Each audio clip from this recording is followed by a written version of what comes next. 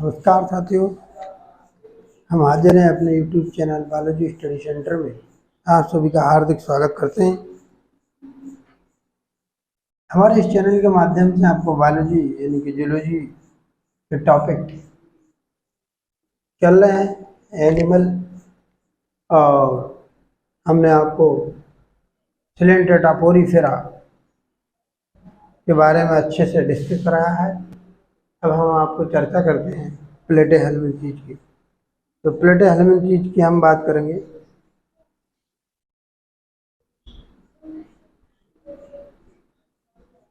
प्लेटेहेल्मिन्थीज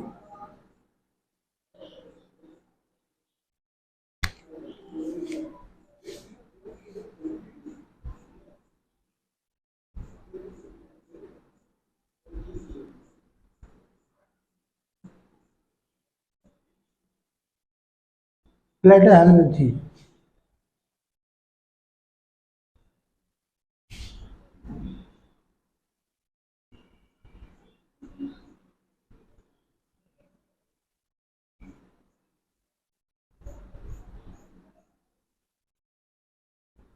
प्लेटेहेल्मिन्थीज इसको चपटे कृमि भी कहते हैं। चपटे कृमि का समूह है ये। इसमें मुख्यतः चपटे कृमि आते हैं और इसके जनरल करैक्टर हम देखते हैं। जनरल करैक्टर, तो फर्स्ट करैक्टर इसका क्या है, महत्वपूर्ण यहाँ पर सवाल पूछा जाता है। तो सर्वप्रथम टिश्यू ऑर्गन लेवल, टिश्यू इस संघ के जंतुओं में tissue organ level body organisation देखने को मिलता है।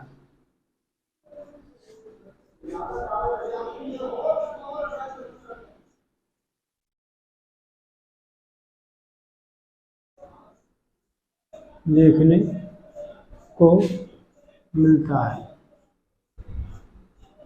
अंग स्तर का और ऊतक स्तर दोनों का डेवलपमेंट यहाँ पर देखने को मिलेगा। ये ऐसा पहला फाइलम है। सेकंड की अगर बात करें तो ये ट्रेप्लोब्लास्टिक होते हैं।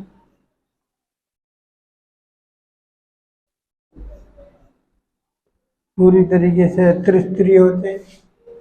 एक्टोडर्म,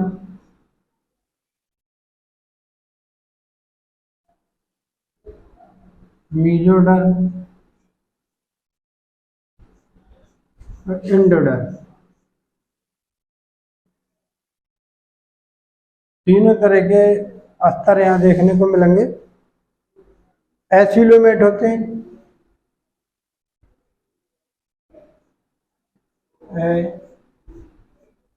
एसिलोमेट, अगुहिक, अगुहिक बिना गुहा वाले होते हैं। इनके अंगों के बीच, इनके अंगों के बीच खाली स्थान में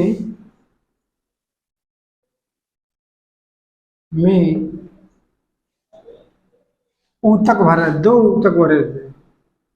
ऊतक टिश्यू भरे रहते हैं। क्या भरे रहते हैं? टिश्यू। ये बहुत महत्वपूर्ण टिश्यू होते हैं। और मेसेनकाइम और पैरेनकाइमा, मीसेनकाइमा काइमा और पैरेनकाइमा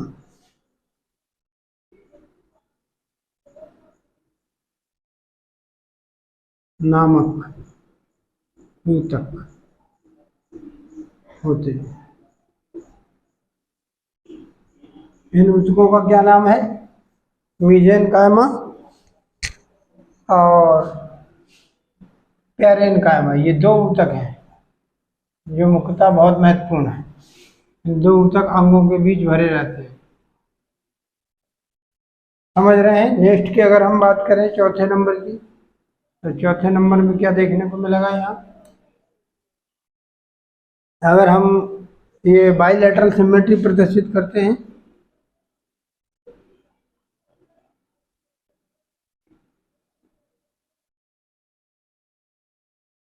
शो करते हैं,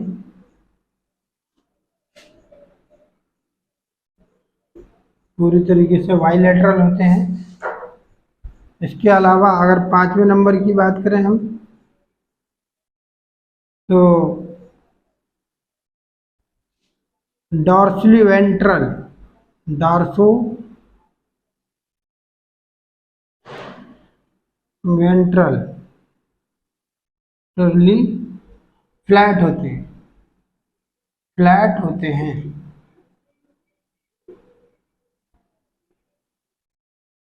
सिक्स नंबर की अगर बात करें, एसेगमेंटेड होते हैं, सेगमेंटेड का मतलब अखंडीय, बिना खंड वाले, खंडहीन, खंडहीन शरीर होता है इनका। किसी प्रकार का कोई खंड देखने को नहीं मिलता, केवल सिस्टोडा को छोड़ करके। इसका एक्सेप्शन है एक, सिस्टोडा। अगर सिस्टोडा को हम छोड़ दें, सिस्टोडा एक क्लास है सिस्टोडा, इसको छोड़ करके, को छोड़कर सारे के सारे कैसे होते हैं? एसेगमेंटेड होते हैं। सातवें नंबर की अगर हम बात करें,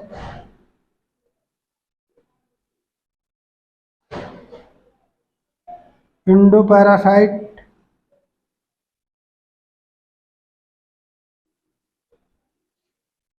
होते हैं। अधिकांश जंतु कैसे होते हैं? इंडोपैरासाइट। इस पॉइंट टू पॉइंट को नोट करते चलें, शेष पॉइंट आगे स्लाइड में लिखाते हैं। ये आपकी समझ में आया होगा, फिर से समझ सकते हैं। इस संघ के जंतुओं में tissue organ level body organisation देखने को मिलता है। ये पूरी तरीके से ट्रेप्लोब्लास्टिक होते हैं, जो एक्टोडर्म, मीजोडर्म और इंडोडर्म में डिवाइड रहते हैं। एसिलोमेट होते हैं, किसी प्रकार की सीलोम नहीं पाई जाती। आगोहिक होते हैं, इनके अंगों के बीच जो खाली स्थान होता है रहता है, उसमें ऊतक भरा होता है। उस ऊतक को क्या कहते हैं? मेसेनकाइमा और पैरेनकाइमा नामक ऊतक रहता है, टिश्यू सब फिल रहते हैं। बाइलेटरल सिमेट्री होते हैं। बाइलेटरल सिमेट्री कहने का मतलब आप समझ गए होंगे। किसी भी एनिमल को अगर हम लॉन्गिट्यूडनल काटते हैं, लॉन्गिट्यूडनल जो एक्सिस से अगर काटते हैं, सेंट्रल ऑफ एक्सिस से लॉन्गिट्यूडनल काटने पर यदि जंतु दो बराबर भागों में बढ़ जाता है, तो उसको हम बाइलेटरल सिमेट्री प्रदर्शित करने वाले कहते हैं। डार्सोवेंट्रली चपटे होते हैं, ये पूरे प्रकार के नीचे और ऊपर को दबा देते हैं, फ्लैट हो जाते हैं। और एसेगमेंटेड होते हैं, खंडहीन होते हैं, सिस्टोडा को छोड़ करके। सिस्टोडा क्लास, सिस्टोडा जो है वो पूरी तरीके से कैसा है? ये क्लास है, और इस क्लास को अगर छोड़ दें तो बाकी सारे मेंबर कैसे होते हैं? एसिलोमेट होते हैं। इंडोपैरासाइटिक होते हैं, कुछ एक्सोपैरासाइट भी होते हैं, ये आपने लिख लिया होगा।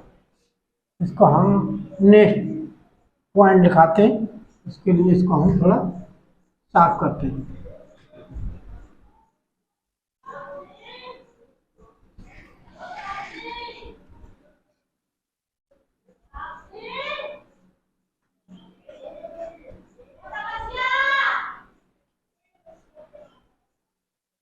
नेक्स्ट क्लास की अगर हम नेक्स्ट इसके पॉइंट की बात करें, एर्थ पॉइंट की अगर हम बात करें, तो इसमें क्या देखने को मिलेगा हमें?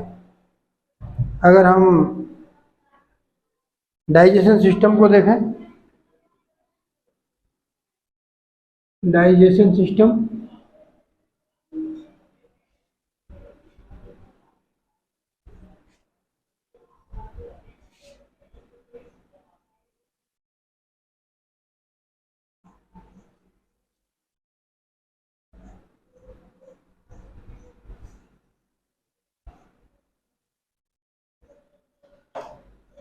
इसके डाइजेशन सिस्टम की अगर हम बात करें तो क्या मिलता है? Incomplete digestion system without anus.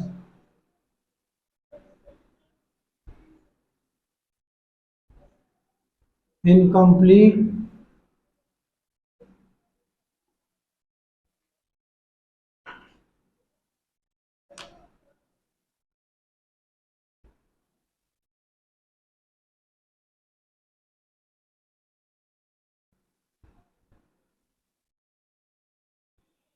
Digestion system without anus.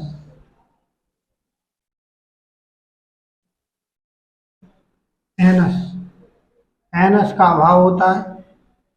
बिना एनस के देखने को मिलेगा डाइजेशन सिस्टम और पूरी तरीके से इनकम्प्लीट होता है, कंप्लीट नहीं होता। नेक्स्ट की अगर हम बात करें, नेक्स्ट पॉइंट की, तो क्या देखेंगे इसमें? एक्सक्रिएशन किसके द्वारा होता है? उत्सर्जन की अगर बात करें, उत्सर्जन तो फ्लेम कोशिका द्वारा, ज्वाला कोशिका। यह सवाल बहुत महत्वपूर्ण है। ज्वाला कोशिका, इसको हम फ्लेम चार्ज कहते हैं। ज्वाला कोशिकाओं के द्वारा यहाँ पर उत्सर्जन देखने को मिलता है। 10वें करैक्टर की अगर हम बात करें तो ये द्विलिंगी होते हैं। द्विलिंगी, बाइसेक्सुअल, कहने का मतलब सेम जंतु, एक ही जंतु में दोनों सेक्स ऑर्गन प्रेजेंट रहते हैं तो उनको बाइसेक्सुअल कहते हैं, या हर्माफ्रोडाइट भी कह सकते हैं। इसको आप समझ रहे हैं, होते हैं। वट क्रॉस फर्टिलाइजेशन देखने को मिलता है। क्रॉस फर्टिलाइजेशन देखने को मिलता है।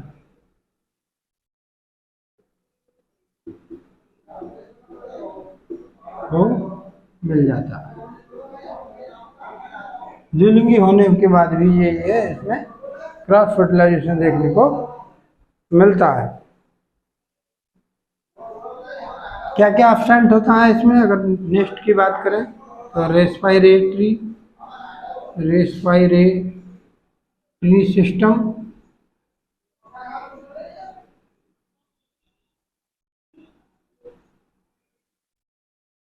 सर्कुलेशन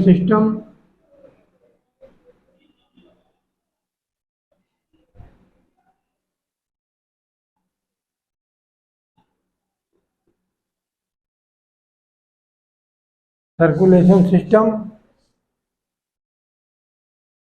और स्कोल्टन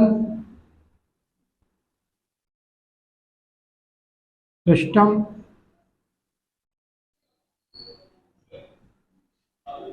पूरी तरह से यहाँ पर एब्सेंट होते हैं।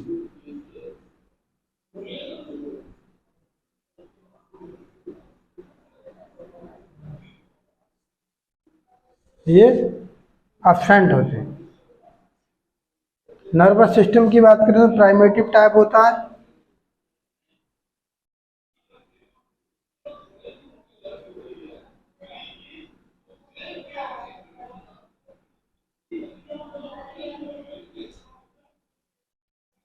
टाइप होता है।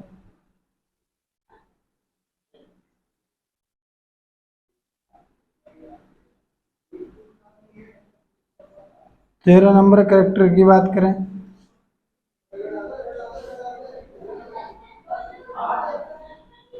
Development direct and indirect.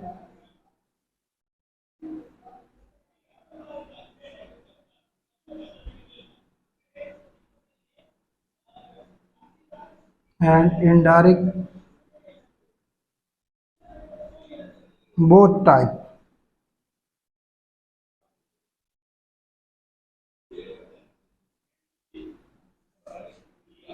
ये आप समझ रहे होंगे। Incomplete digestion system without NS, NS नहीं पाया जाता, उत्सर्जन ज्वाला कोशिकाओं के द्वारा होता है पूरी तरह से।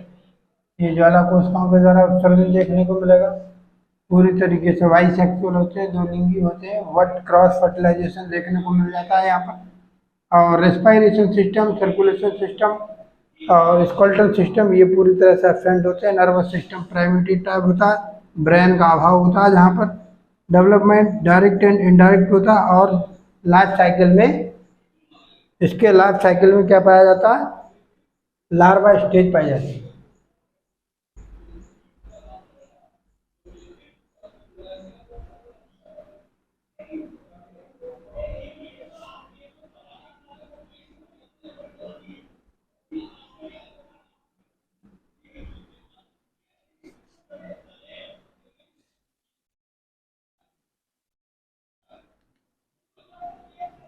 इसके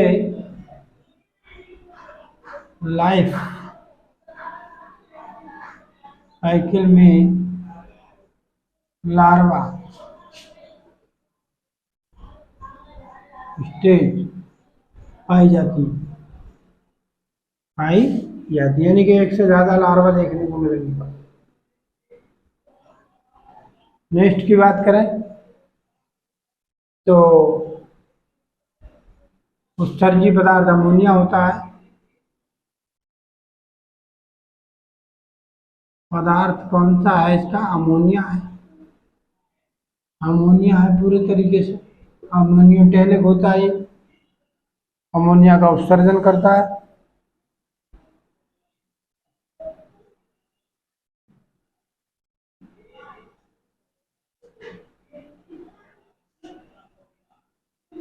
और इसके फर्टिलाइजेशन जो अभी मैंने बताया, development direct and indirect both type देखने को मिलता है। और फर्टिलाइजेशन, इंटरनल फर्टिलाइजेशन देखने को मिलता है। Internal cross fertilisation,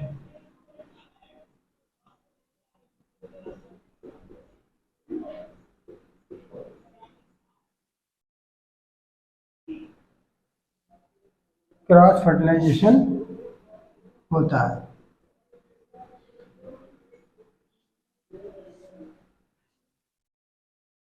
monogenetic and digenetic stage पाई जाती है। ये मोनोजेनेटिक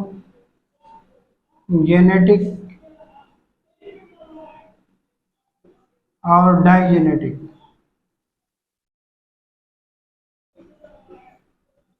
टिक हो सकता है। मोस्टली मोनोजेनेटिक, डाइजेनेटिक अधिक देखने को मिलते हैं। द्विपोषजी सिंगल पोषक, ऐसे जंतु जिनमें एक पोषक होता है। लाइफ साइकिल पूरा करने के लिए केवल एक सिंगल होस्ट की आवश्यकता होती है, उसको मोनोजेनेटिक कहते हैं। और ऐसे जंतु जिनमें एक से अधिक लाइफ साइकिल चलती है, एक से अधिक जीवों में लाइफ साइकिल चलती है, उसको डाइजेनेटिक कहते हैं। यानी कि किसी जीव को अपने लाइफ साइकिल कंप्लीट करने के लिए यदि दो जीवों की आवश्यकता होती है तो उसको डाइजेनेटिक जीव कहते हैं। इतनी बात समझ होंगे। अगर इसके एग्जाम्पल की बात करें तो ये सारे आप देख चुके हैं, इसके जनरल करैक्टर पूरी तरीके से। और इनके जो सेगमेंट होते हैं उनको प्रोग्लेटेड सेगमेंट कहते हैं। प्रत्येक सेगमेंट में एक जोड़ा male and female productive part पाए जाते हैं। तो हर एक खंड जो होता है इसका पूरी तरीके से कैसा होता है, हर एक खंड अपने में एक कंप्लीट जीव होता है। अगर हम इसके एग्जाम्पल की बात करें तो टीन या सोलियम,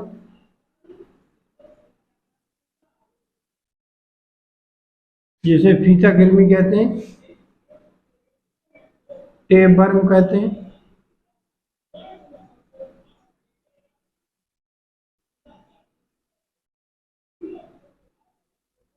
और ये इसका बहुत महत्वपूर्ण जंतु है। ये endoparasite of the human intestine में रहता है ये। और इसके अलावा लीवर फ्लूक भी देखने को मिलेगा। प्लेनेरिया,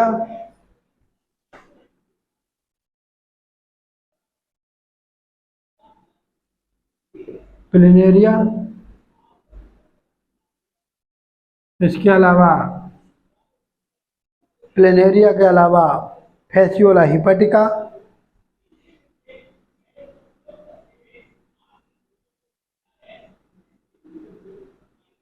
टिका, ये लीवर फ्लूक कहते हैं इसे।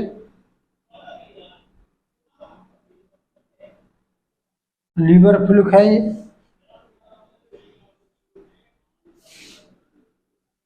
लीवर फ्लूक लीवर में छेद कर देता है ये।